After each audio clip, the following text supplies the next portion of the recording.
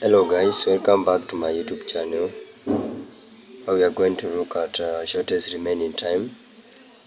When you hear by the term by shortest remaining time in CPU allocation is that the shortest time after a process being allocated to the CPU, the shortest time when remained for its execution. Now I want us to look at an example here that we have PID, the process ID, arrival time, burst time, completion time, waiting time, turnaround time, and then finally response time. We have 5 processes, process 1 to process 5, and we want us to calculate for completion time, waiting time, turnaround time, and then response time. When you find a question like this asked by the allocation of the algorithms in the CPU is that you draw a Gantt chart. Now a Gantt chart here, then you look at a Gantt chart starts from time 0. I want us to start from time 0 here. At time 0, how many processes have been arrived to the CPU? Here at time 0 we have P4 here, P4 here, P4, and it has only moved at 1 microsecond, that is 1. But here in the burst time here it reduces by 1, so 6 minus 1 it remains by 5. So at time 1, which process has arrived in the CPU? We have P2 there, P2 there. It has a burst time of 5, so we reduce it by 1, so it is 4. Now here we write 2. Now you go and check that at time 2, how many processes have already been arrived at the CPU? At time 2 we have P1, after time 2 we have P1 there with a burst time of 1. So this 0 is now 3.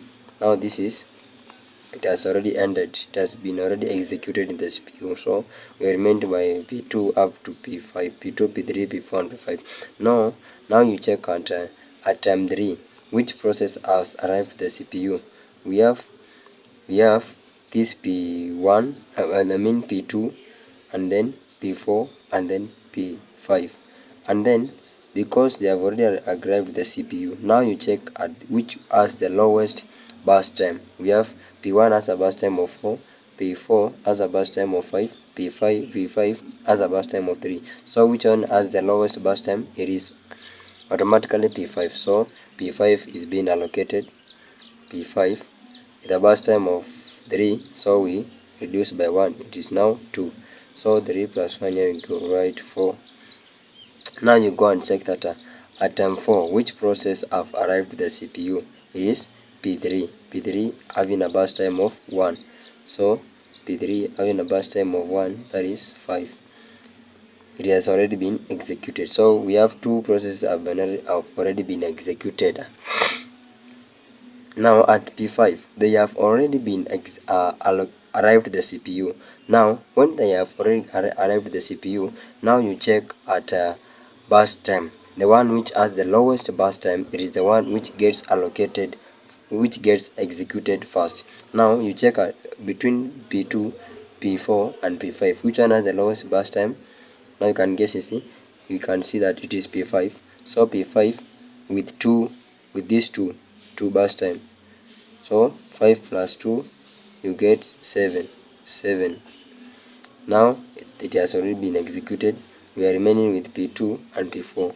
Between P2 and P4, which one has the lowest burst time? It is already P2. Now we allocate P2 here, P2. So 7 plus 4, this 4, you get 11. 7 plus 4 is 11.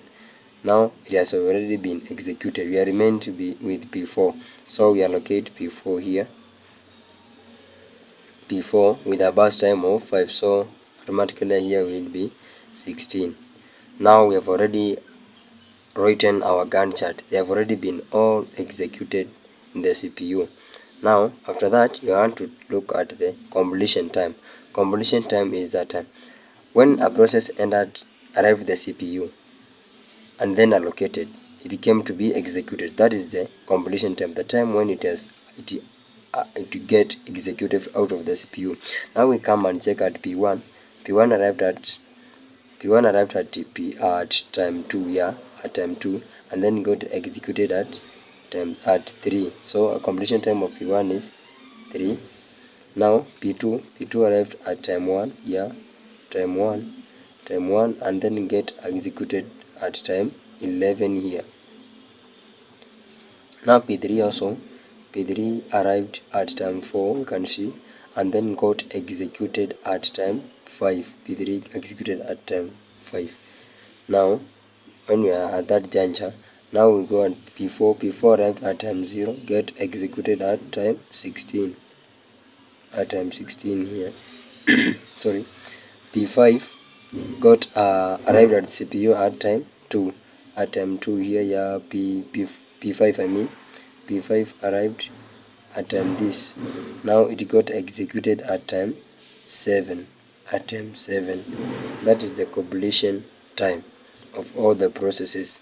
Now we want to check at turnaround time. Turnaround time is equals to completion time minus arrival time. So 3 minus 2, you get 1.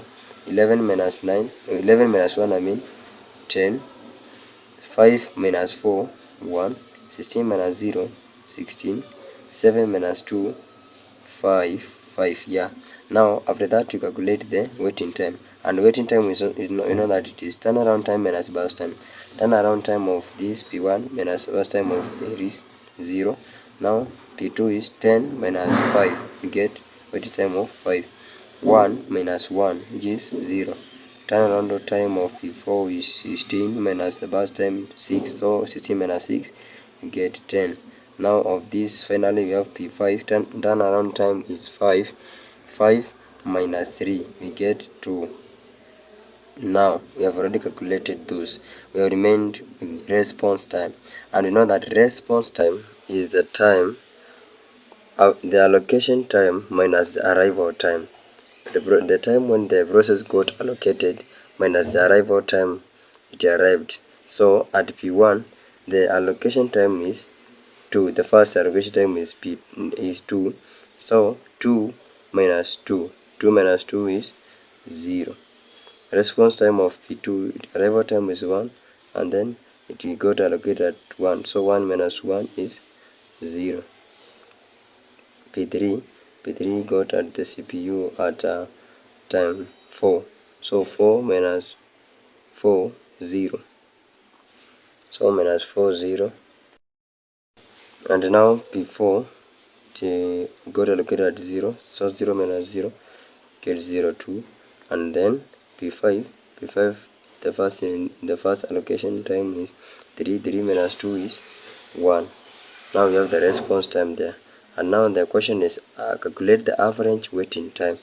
Average waiting time, we go and add all the waiting time, that is 0 plus 5 plus 0 plus 10 plus 2, and all of them divided by the number of processes.